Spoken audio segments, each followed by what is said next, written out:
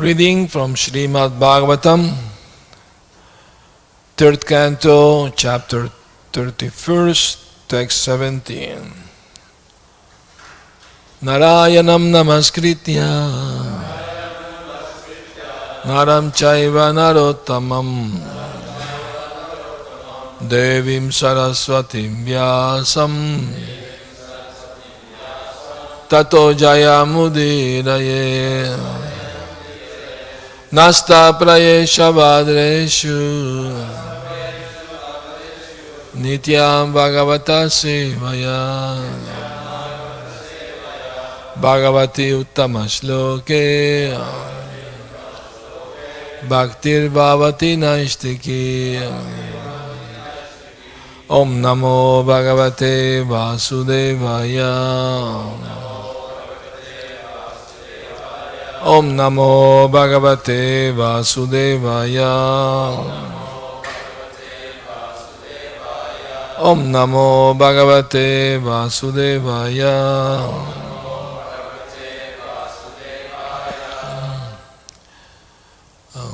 The Brahma Samhita tune. Let's do it.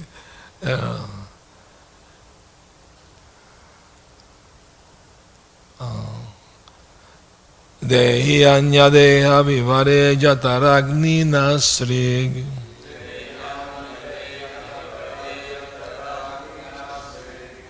viṇ-mūtra-kūpa-patito bhṛśa-tapta-dehaḥ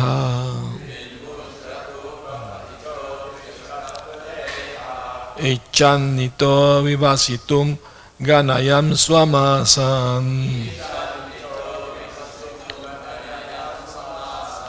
nirvāsyate kṛpaṇa-dhīr bhagavan kadā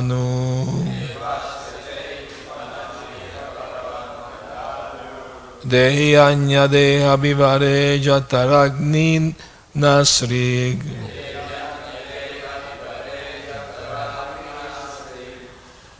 viṇ-mūtra-kūpa-patito bhṛśa-tapta-dehaḥ icchann vivasitum gaṇayan sva-māsān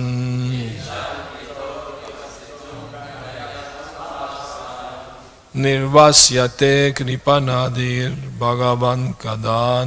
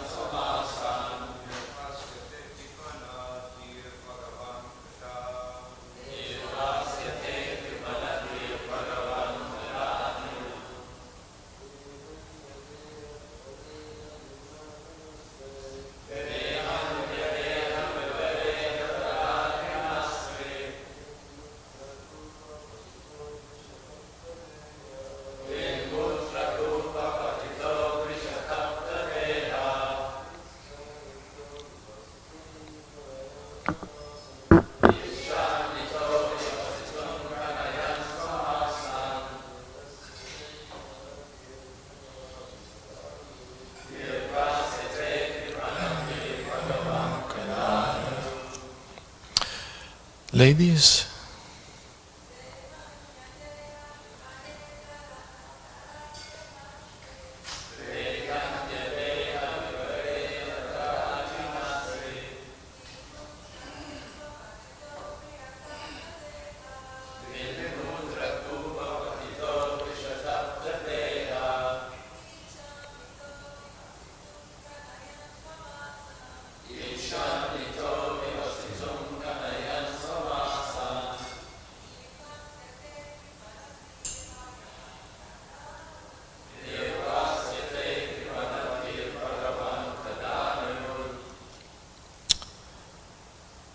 dehī, the embodied soul, anya-deha of another body, vivare in the abdomen, jaṭhara of the stomach, agninā by the fire, asṛk of blood, viṇ, stool, mūtra and urine, kūpa in a pool, patitaḥ fallen, bhṛśa strongly, tapta scorched, dehī his body, icchann desiring, itaḥ from that place,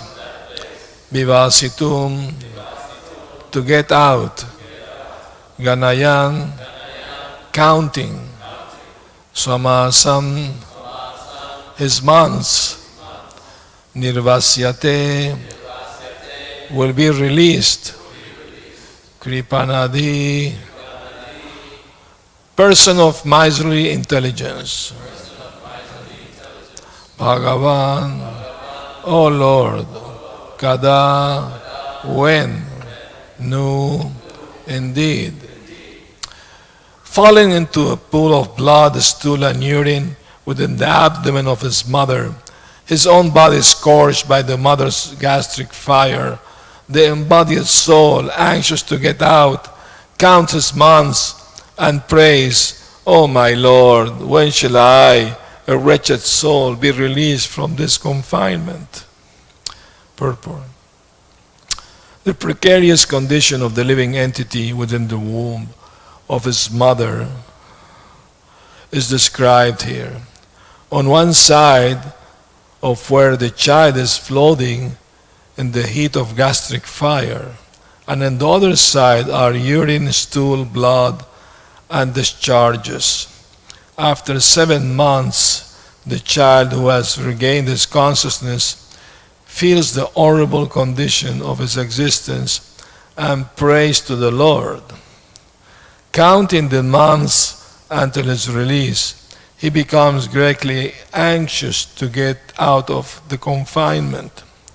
The so-called civilized man does not take account of this horrible condition of life, and sometimes for the purpose of sense gratifications, he tries to kill the child by methods of contraception or abortion. And serious about the horrible condition in the womb, such persons continue in materialism, grossly misusing the chance of the human form of life. The word kṛpaṇa-dhīr is significant in this verse. Dehī means intelligence, and kṛpaṇa means miserly.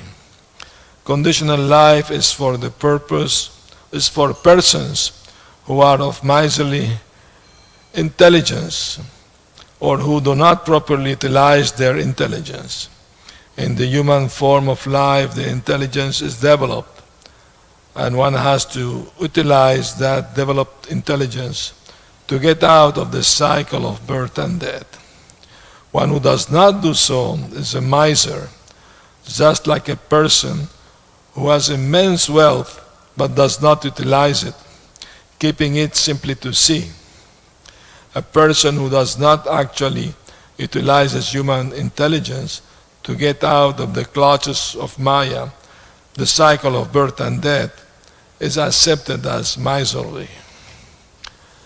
The exact opposite of miserly is udara, very magnanimous. A Brahmana is called udara because he utilizes his human intelligence for a spiritual realization. He uses that intelligence to preach Krishna consciousness for the benefit of the public, and therefore he is magnanimous. Om ajnana-timirandasya gaṇayan chakshurum militam yena tasmai Shri Gurave Namaha. I was born in darkest of ignorance, and my spiritual master Srila Prabhupada opened my eyes with the torchlight of knowledge. I offer my humble respectful obeisance unto him. Namaham Vishnu Padaya Krishna Prasthaya Bhutale Srimate Bhakti Vedanta Swami Niti Namine Namaste Saraswati Devi Gauravani Pracharini Nirvishesha Shunyavadi Paschatyadi Shatarini Jaya Sri Krishna Chaitanya Prabhu Nityananda Shri Advaita Gadadhar Shri Vasadi Gaur Bhakta Vrinda Hare Krishna Krishna Krishna Hare Hare Hare Rama, Rama Rama, Hare Hare. Well, doesn't seem very idyllic, the description of the life of a child in the womb of his mother. Sometimes people think, oh, it's very cozy and very warm and nice. They don't know. Srimad Bhagavatam knows better. How they can know all these details? They didn't have X-rays or any other methods to actually see what is happening in the womb of the mother, because they are self-realized person. They receiving the knowledge from the super soul. Super soul is there in the heart of every living entity. He knows exactly what is happening with the child. So, and it's very interesting to know that not every child will pray to the Lord like this. It's not like every soul will be conscious and pray like that. No, it has to be very fortunate soul. And that means he's already devotee from a previous life, so that's why he can remember the Lord even in the womb. Otherwise, not possible for anyone and everyone to pray to the Lord before taking birth. It's not something like for everybody will do. So, and it's astonishing that the poor soul there is suffering, suffering all this horrible condition. All of us, we were there. And we forgot, of course, the misery of taking birth, of being in the womb of a mother. We forgot all that. But it is, according to this description, it's a very horrible situation. So, any person who has some intelligence, dehī, should take into consideration this situation. Jamma mrityu jara vyādhi dukkha dosha nudarshanam. Intelligent person always remembers, sees these are the real miseries of life: birth, death, old age, and disease. When we were young, well, okay, yeah, maybe in the future something. But when we start getting old, then we start, realize it is actually a very miserable situation to be living in a body who's gonna get old and get sick and die. We forgot the experience of dying. We had many times died in many lives and taking birth in so many lives. So by reading the Srimad Bhagavatam, we should get serious about getting out of this miserable condition by becoming fully Krishna conscious. In one morning walk in the park in South America, Venezuela, one devotee asked Prabhupada, what is going to happen to the world in the future? How is going to be Kali Yuga and more in the future? Prabhupada said, don't worry about what will happen in the future. People will continue doing their sinful activities and they have to suffer for that. Whatever time you have at your disposal, use it to become fully Krishna consciousness, maybe 40, 60 more years, and get out of here, go back home, back to God. Don't worry so much about what will happen in the world. Some devotees, they read the news every day, what's happening in the world, war here, war there. Actually, only bad news you hear. But we shall we shall share the good news. We have good news. Once Srila Bhaktisiddhanta Saraswati Thakur was publishing a daily newspaper about spiritual knowledge. And one newspaper editor talked to him and said, how can you publish about spiritual subject a daily newspaper?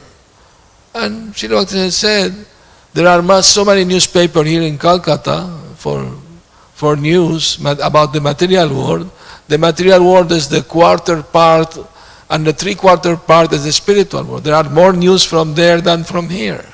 I can publish a newspaper every minute, but where are the customers? We need more customers who will be interested in the subject.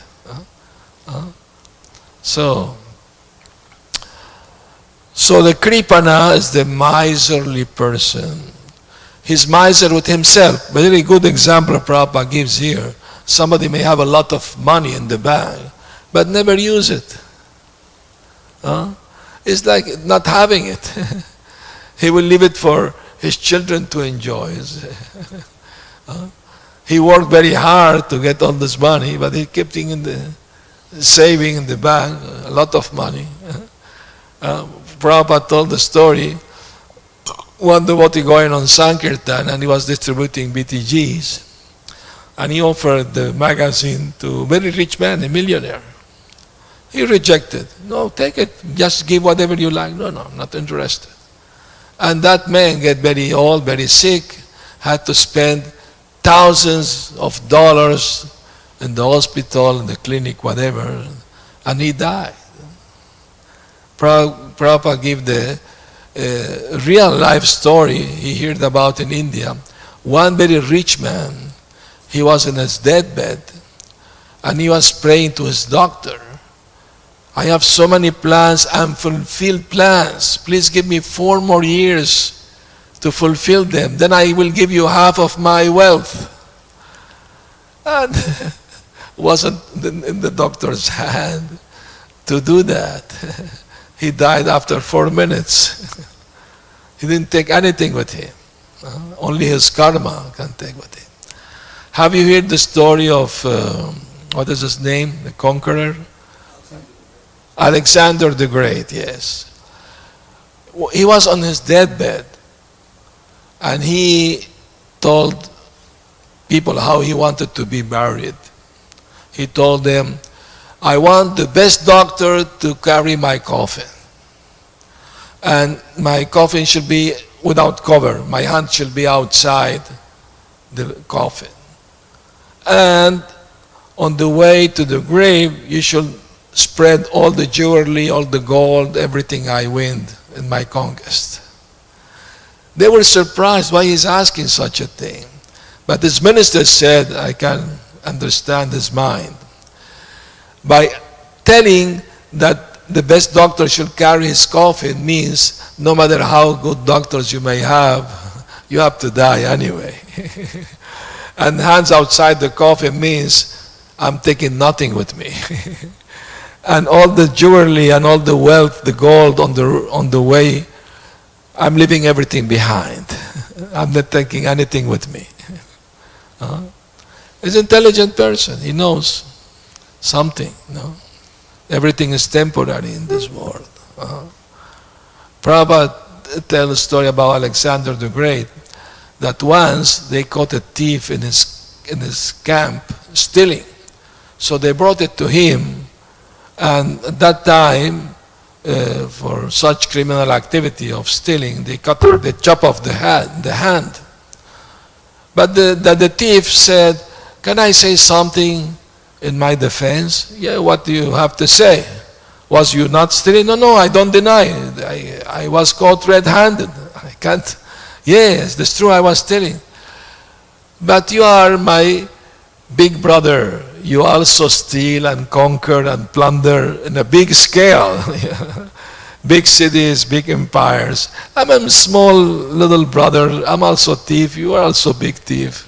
So from a brother to another brother, please let me go, forgive me. And Alexander the Great said, he's saying the truth, let him go. He could have said, hang him, he's offending me. No. But no, he acknowledged, he's telling the truth. Prabhupada said that is greatness. To make mistakes is one thing, but to acknowledge them is another thing. That's greatness, to acknowledge our mistakes. Very important. So he made a big mistake by coming to this material world, no doubt about it. After reading all this description, is no doubt. But Prabhupada said, make a good use of a bad bargain. It's already done. So, human life is very valuable, very important. It's a golden opportunity to awaken our spiritual consciousness, Krishna consciousness, and to make advancement the most we can. Prabhupada said, don't leave it for the next life. My Guru Maharaj said that. Try your best in this life. Even if you don't get 100%, at least try to get 80%. Lord Chaitanya will give you the other 20. At least 70%. Lord Chaitanya will put the rest. Try your best. So it is possible. It's not easy. We know that, because unless we become pure devotees, free from all material desire, we can't go back to God. That's simple. That's simple like that. So we have to try our best to purify. The process of Krishna consciousness is a process of purification. We should know that human life is meant for that purpose, to purify our existence, to purify our mind, intelligence, everything, so that we can think of the Lord all the time. We can always remember Him and never forget Him. That's basically speaking, that's the purpose of all scriptures, to help us to always remember the Lord. There's a story of Narad Muni and Lord Krishna from the Puranas. Once Narad Muni told Krishna, I would like to meet some of your grihasta devotees, nice devotees. Yes, Krishna said, let's disguise ourselves and visit some devotee, simple farmer devotee family. We will. Okay, they did that. They arrived in the evening, and that devotee was finishing his work in the field, and he was chanting the holy name of the Lord, Jai Govinda, Jai Gopal, like that. And he saw them coming. Oh, well, pilgrims, can we stay the night at your home? Yeah, please come.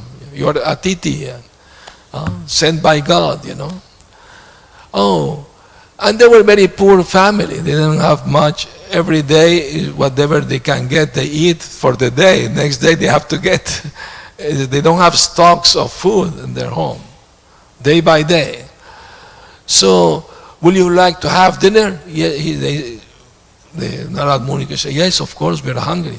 So he gave his own food to them, his part to them. They ate, and he came, will you like to have home? Oh yes, we are very hungry, sorry to ask. But then he went to his wife, my dear wife, are you willing to give your share of the prasad to our guest? Krishna and Narad Muni were hearing behind the wall the conversation. And the wife, yes, said, my dear husband, they are God sent, and we shall, treat them as God Himself. They are Atiti, and they came without notice, so they are sent by God, so we shall treat them. I don't mind. No, don't have dinner tonight. It's no big deal. Please give them the prasad. So he gave them the prasad. And after they finished, he came back again. Do you want something more? Oh yes, sorry to say, but we are very hungry. We have been eating for 3 days. Okay, so he went to his 2 kids. I had 2 kids, 2 children. My dear children, will you willing to sacrifice your dinner for our guest tonight? And the children, yes, that will be our pleasure. It is our pleasure to see our Krishna and our parent satisfied with our service. It's the minimum thing we could do. What is the use of this human life if we don't use it for the service of the Lord and His devotees, When Narad Muni and Krishna heard that, they were delighted, This family is very Krishna conscious family. So they also got the prasad from the kids too. And Krishna, and Narad Muni told Krishna, oh yes, thank you for, allowing me to see this nice Krishna conscious family. In the morning, they were leaving, and the devotee was already working in the field and chanting the names of the Lord. So they were grateful, asking. And Narad Muni asked him a question. Dear Vaishnava, can you please tell me how many times a day do you remember Krishna? And the devotee said, every time I can, I remember my Lord. Oh, very nice. They left. Then Narad Muni told Krishna, they're very nice family, very nice devotee, but he told me that he remembers you from time to time during the day. But I do remember you all the time. Oh, yes, I know, Narad Muni, you are a great devotee. Can you do something for me? Anything, my Lord, just ask me, I will do it. Very nice. Here is a pot full of ghee. I want you to put it on your head, and you see that mountain like 4 miles away. Go around that mountain and come back without whether a drop of ghee should fall from the pot. Okay? Yes, Krishna, I will do it. And he went with the pot of ghee, and it's a big pot, And he went all the way to the mountain and came back. Krishna, I did it. Not even a drop of ghee fell from the pot. Congratulations, Narad Muni.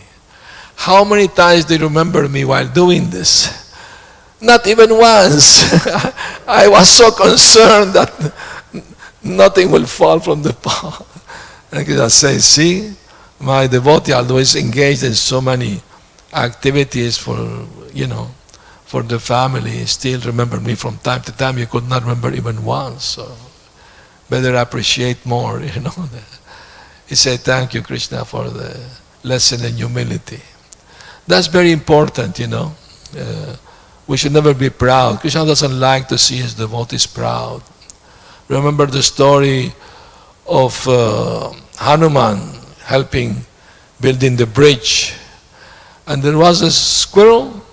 I've seen some squirrel around here. And the little squirrel was also putting some little stone to help build the bridge. And sometimes he will get in the way of Hanuman. Hanuman say, move aside, you're disturbing my... But Ramachandra chastised Hanuman and said, no. You should not talk to the squirrel like this. She's doing her best to do the service. Her service is as valuable as your service because she's doing the best she can. So Hanuman apologized to the squirrel. And Lord Ramachandra, with 2 fingers, he touched the squirrel. Some squirrel have these 2 white lines on their back.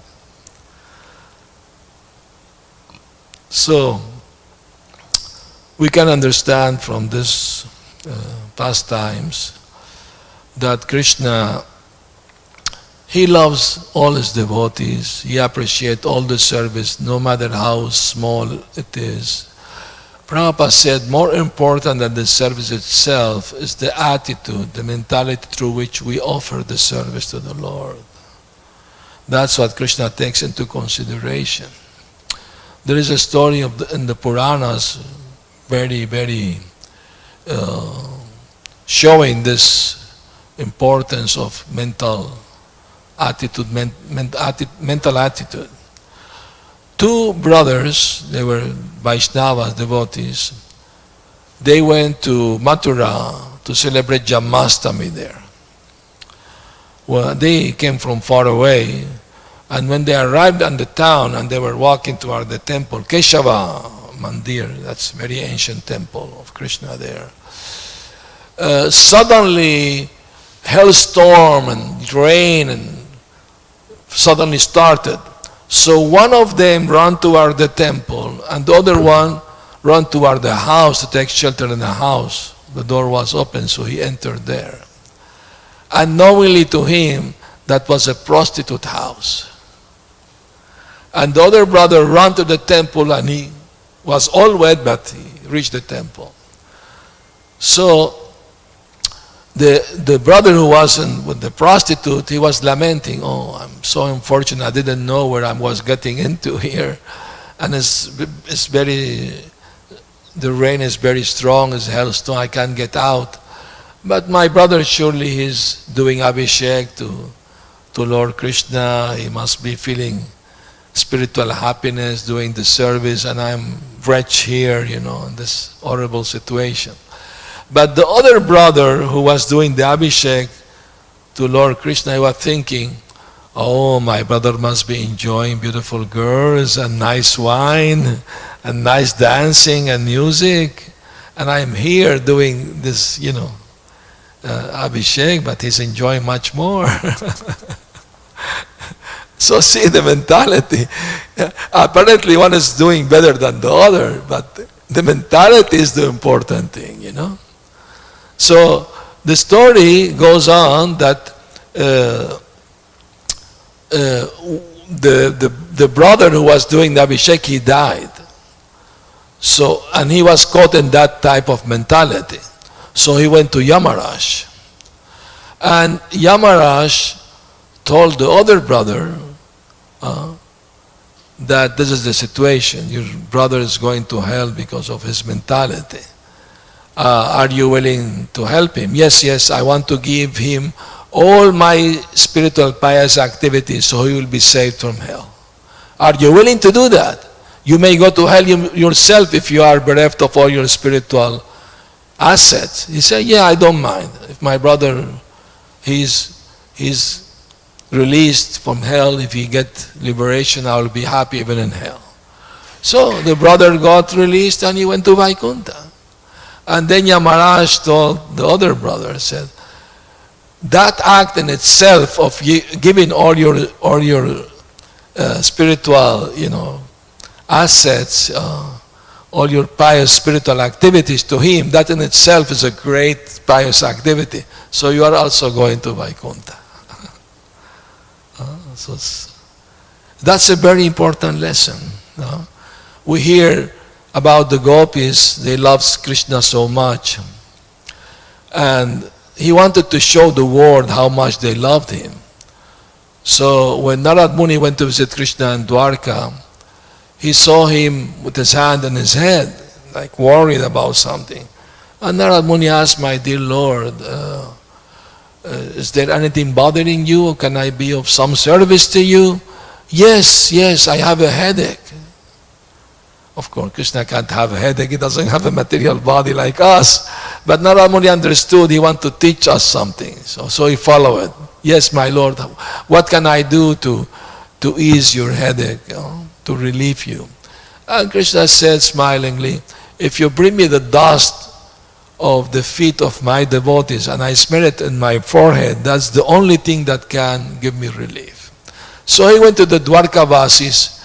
"Please give me the dust of your feet for Krishna, for he has a headache, he needs this." "Are you crazy? If we do that, we go to hell. Krishna is the Supreme Brahman, he's Paramatma. We can't do that, sorry." So he went to Vrindavan. Immediately the gopis surrounded him, asking him about the well-being of Krishna. And as soon as they hear that, they immediately start collecting dust from their feet and gave it to Narad Muni. "Please hurry up. We want to see Krishna happy." "But you know what is the result of doing this?" "Well, we don't care. If it is eternal hell, we don't care. We want just to see Krishna happy." Then Narad Muni understood the greatness of the gopis. They don't care about their own spiritual being. If Krishna is happy, that's what all matters to them.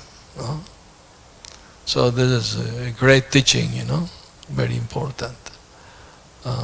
So Prabhupada is saying Brahmin should be magnanimous. And his magnanimity is shown by preaching Krishna consciousness for the benefit of the public. Udara. Udara means very magnanimous, not miser. Miser wants to keep things for himself, doesn't want to share with anyone. But devotees, not like that. Once, I remember when I joined the movement, first day, they showed me how to put the dhoti on and gave me a bag full of books. And they told me, don't come back until you distribute all of them. I said, what should I tell people? Oh, Krishna will help you. He will give you intelligence. So this is the movement Prabhupada started in all the world. It's a magnanimous movement to help people, to get out of the darkness of material existence, to understand the real purpose of life, no? Is to develop love of Godhead. In the Vedas, 4 things are stressed, no? Dharma, artha, kama, moksha. Be religious, dharma, artha, develop economically, kama, satisfy your desire, get married, have children, enjoy life, and finally, moksha, get liberation. But Chaitanya Mahaprabhu brought a 5th higher goal. Prema Pumarto Maha, the greatest goal of human beings, to develop Krishna Prema, love of Godhead. That is the highest goal. And this is possible only in this human life. So how valuable is this human life is. And devotees feel sorry to see so many people misusing their human life only for sense gratification. They don't care about their spiritual well-being. They're being miser with themselves, denying themselves this wonderful opportunity to be Krishna conscious in this very life. So thank you for giving me opportunity to speak Srimad Bhagavatam. If there is any comment or questions, please do. Yes. Please pass the mic. The mic is around.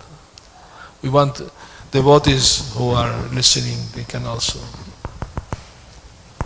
Comment. I'm up to page 43 of your book. It's completely ecstatic. Thank you. Thank you very much. Everybody should read that book. Hare Krishna. Okay, we still have a few more copies if somebody doesn't have them yet. Definitely. Hare Krishna.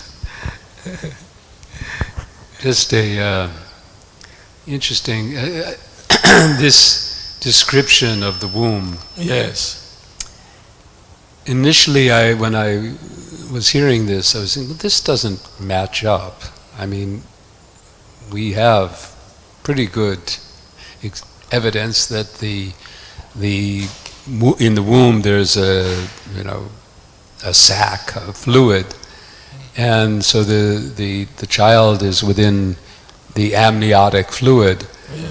And this seems to indicate that the child is in a pool of blood and urine and so on. But then I was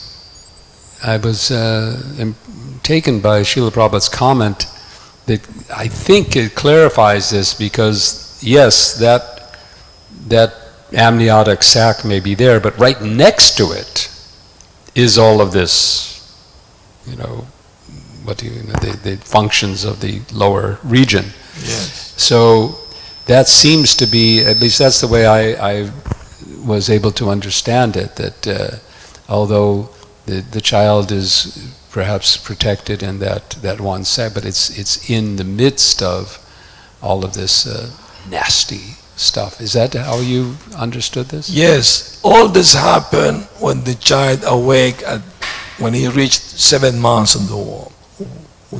He realized where is he. Before, he wasn't conscious before that. For the 7 months, he's not conscious of his surrounding until reach the 7 months. And not only that, Bhagavatam said there are also worms who bite him. Yeah, that's a difficult one, because I've looked that up. Yeah. And yes, there is a particular parasite that sometimes comes in the amniotic fluid, and it can cause infection, but it's not all the time. Yeah, anyway, it does happen. And the thing, if the mother eats something very spicy or take liquor or something, that will hurt. That definitely the baby's skin and suffer, So, and I hear this wonderful story about a mother 7 years old, pregnant, 7 months, she will put some music and the child stop kicking, when he hears the music. He can hear sounds from outside. So when the child was born, when he started crying, she will put the same music when he was in the womb and he will be quiet. So that proves us that the soul inside the womb, when reached 7 months, can hear the outside sound. And that confirmed the story of Prahlad Maharaj, that he was being taught by Narad Muni in the womb of his mother, Kayadu. He learned everything there. So that is also important to know, and yes, Mataji. Pass the mic, please.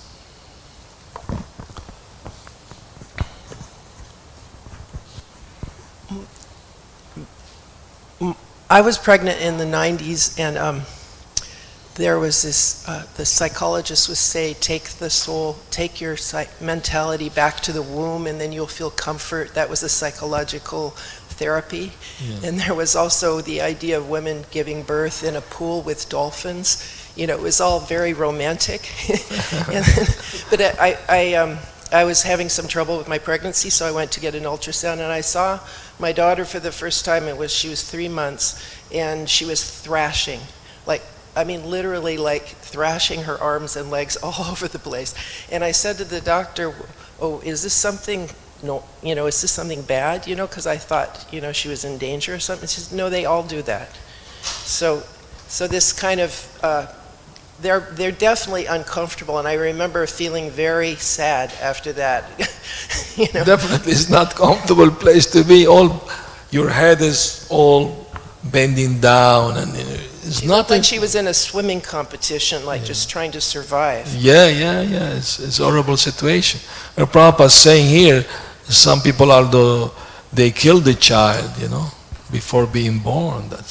Imagine how horrible that must be, to be cut in pieces inside the womb of the mother. That's a horrible, very horrible experience, Very bad karma also for the people who does it. Prabhupada said 2 things about this. He said, if you want to enter your home and I forbid you to do it, is not that criminal? And if you are inside your home and I want to take you out by force, is not that criminal too? Prabhupada saying that contraceptive and abortion, both things are criminal, because one is not allowing the child to enter his home, and the other one taking him out forcibly. So this is very, very criminal activity, although it's allowed by the state, whatever. That was another thing when I first went to the clinic. The first words they said to me, "Do you wish to continue with this pregnancy, or would you rather terminate it?" That was the first words I got from the people that were going to take care of me in my pregnancy. So they offer that immediately, That's why Prabhupada called the demon crazy, democracy, demon crazy. Horrible situation. And they think it is my choice, my body, I can do with my body whatever I want. But this is another body, another person. You should ask his opinion if he wants to be taken out by force or not. There's a story, amazing story. One lady went to a doctor, she wanted to have an abortion. And the doctor was pious man, he said, "Why you want to have an abortion?"